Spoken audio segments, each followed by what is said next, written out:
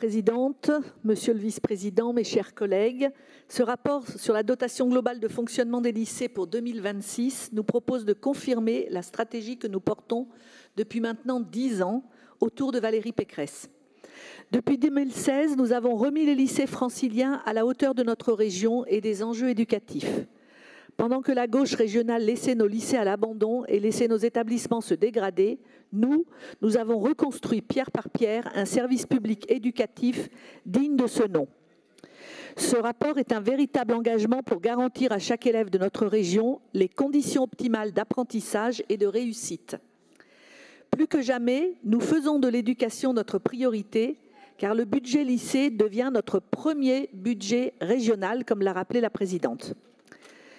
Ce rapport témoigne une fois de plus de notre détermination à assurer le bon fonctionnement de nos lycées publics.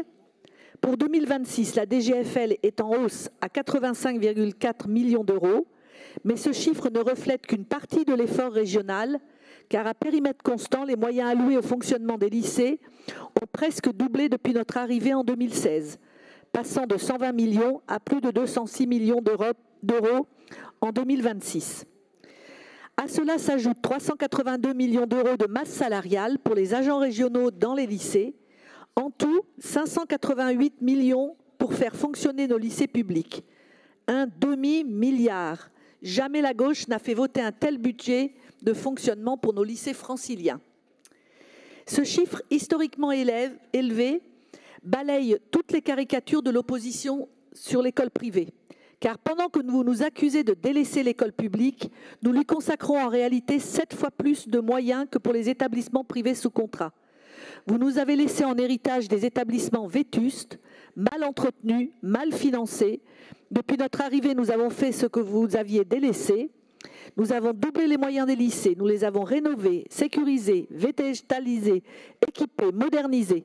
Et nous l'avons fait avec méthode. Ce modèle fonctionne et est reconnu par les établissements. Nous ne faisons pas de clientélisme éducatif, nous finançons chaque lycée pour ce qu'il est, pour ce qu'il fait et pour les élèves qui l'accueillent. Cette année, la quasi-totalité des lycées ont vu une revalorisation de leur DGFL.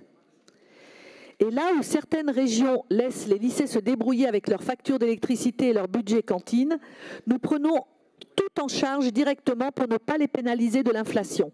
Résultat, les établissements ont plus de lisibilité, moins de complexité, pas de coupe dans les budgets pédagogiques.